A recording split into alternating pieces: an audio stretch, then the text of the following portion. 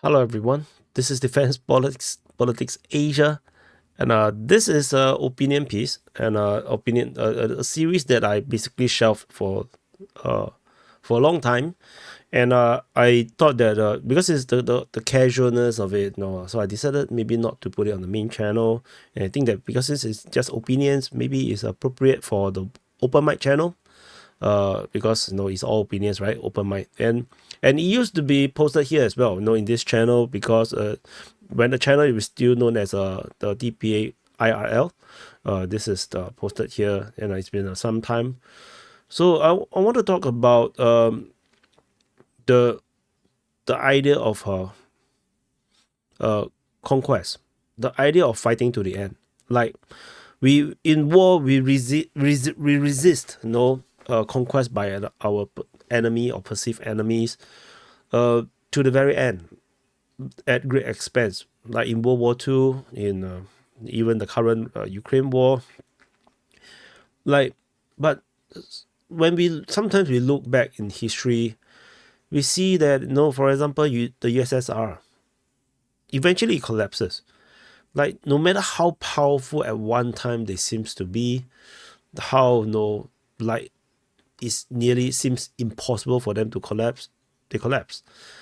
And I find that very peculiar. If you look at United States even today, just 20 years ago, it's unimaginable how United States would ever collapse. But no, United States now is in a major decline. And and maybe in the very near future, they might even disintegrate into a civil war, given the kind of like toxic politics and massive corruption that is plaguing the country. The Then that begs the question: is there really a point to fighting, like to resist? I mean, but of course, we're talking about the grand scale of things, because if you're in a war of extermination, like you're a Russian or Slavic peasant, living in the Soviet Union in Ukraine or Russia, and then the Third Reich came in, you welcome them, as liberators from the Bolsheviks or whatnot. Then in the end, they started to massacre your family, and of course you'll definitely join the partisans, and then you'll join the Soviet army, and yeah, definitely it's just natural to fight back. But the concept that the like is there really a need to really fight? Like, that's the main thing. Like if Nazi Germany had won World War II, the how long would it have last?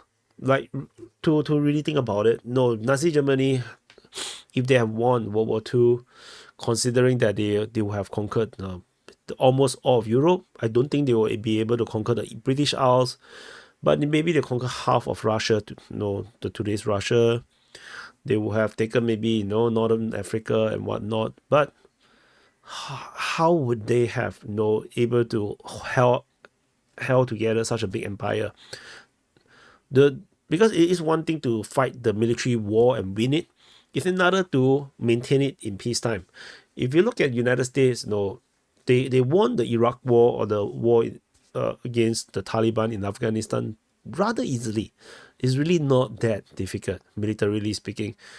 And however, the problem comes after the peace come, after the war have ended. They have declared victory, they conquered the territory, but then they can't really subdue the country.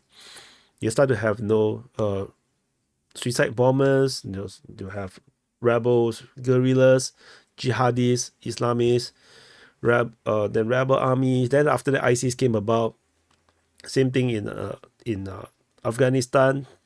They won only with special forces and with the help of the Northern Alliance, if I believe it's called the Northern Alliance.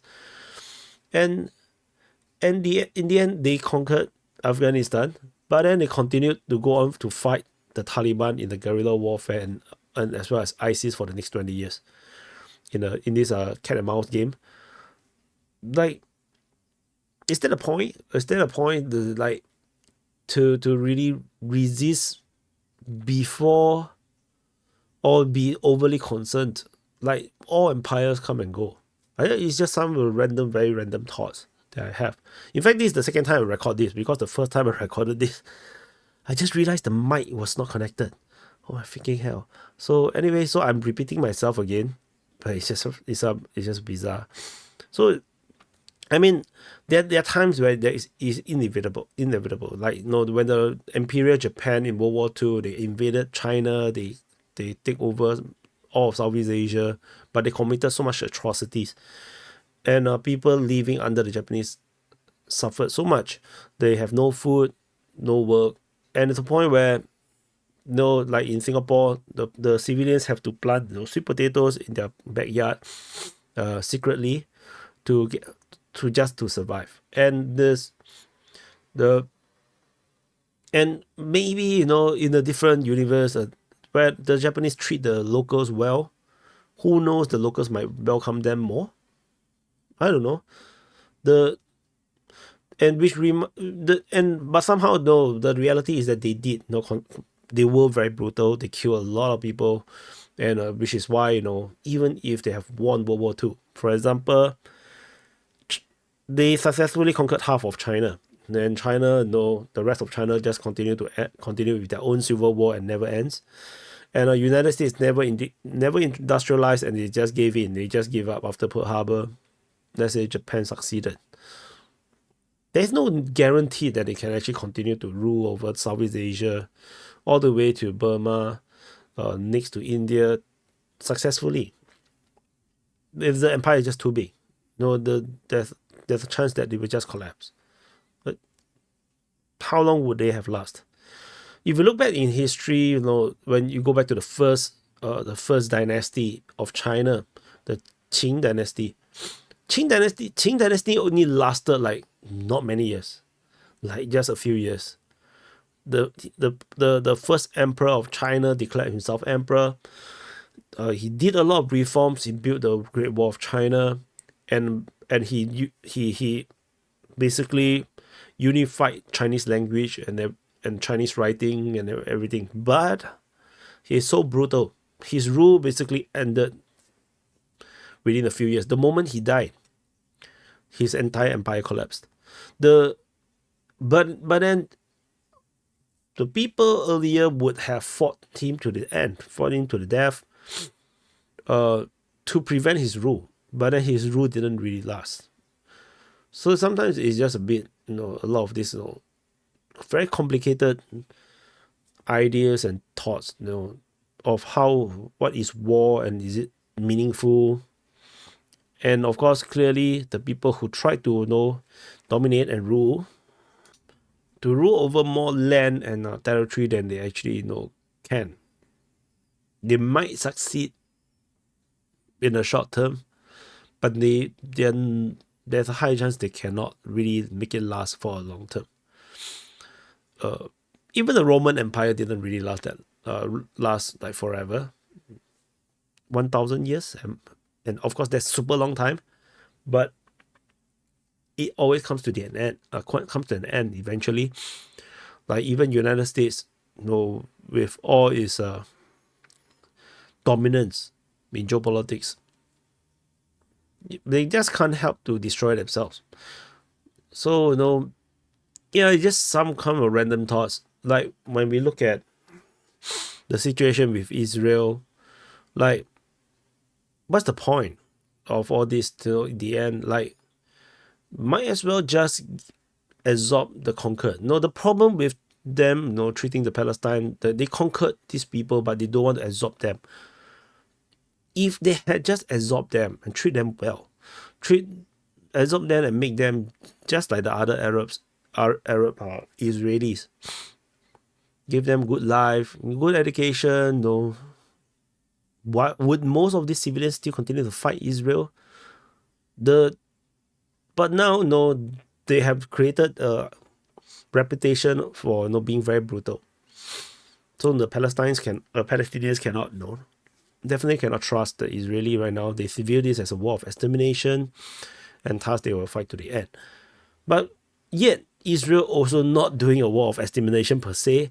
They are still when they go into Rafah, for example, recently, they still move all the refugees out from Rafah, to another place away from the south to move them further up north. And the move of the refugee camps can even be seen on the satellite. And it's just bizarre. It's just all over the place.